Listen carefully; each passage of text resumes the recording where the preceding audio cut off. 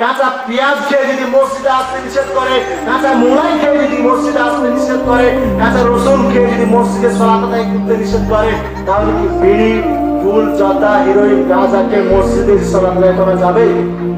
আপনি বিড়ি খেয়ে, জর্দা খেয়ে, ইয়াবা খেয়ে, হিরোইন খেয়ে, বিড়ি টানতে টানতে টানতে আপনি উজুখানায় বিড়িটা রাখছেন, উজু করে ঢুকে যাচ্ছেন। আপনি জর্দা খেতে খেতে আস্তে আস্তে জর্দাটা পেলে উজু করে ঢুকছেন, ফুল ঘুষতে ঘুষতে মসজিদে ঢুকছেন। অনেক সময় বিড়ি নিয়ে ঢুকে যাচ্ছেন, ফুল নিয়ে ঢুকে যাচ্ছেন, আপনার পান নিয়ে ঢুকে যাচ্ছেন। তো আপনি যে আপনার ইমানদার ভাইয়ের সাথে সালাত আদায় করছেন, আপনার ভাইয়ের কষ্ট হয় না? আপনার ভাইয়ের উপরে আপনি জুলুম করছেন না? আপনার ভাইয়ের প্রতি আপনি অত্যাচার করছেন না? রসুনকে, মুলাইকে যদি মসজিদে আসতে নিষেধ করে, আপনি কোন বিবিকে, বিড়িকে, সিগারেটকে মসজিদে আসছেন?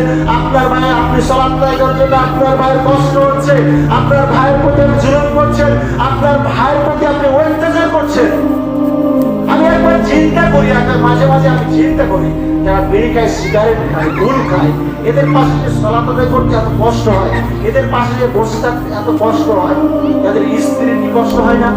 এক ল্যাপের তলে থাকে, এদের তো আপনার পোশাক বন্ধ করে। যারা বিড়ি খায়, সিগারেট খায়, গুল খায়, তারা যে জামাটা পরে থাকে সেটা বন্ধ করে, তারা যে ল্যাপটা পরিধান করে সেটা বন্ধ করে, তারা যে শার্টটা পরিধান করে সেটাও বন্ধ করে।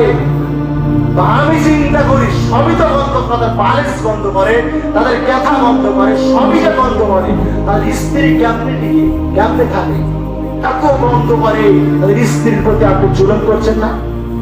আপনার কি মনে হয় আপনার স্ত্রীর কষ্ট হয় না?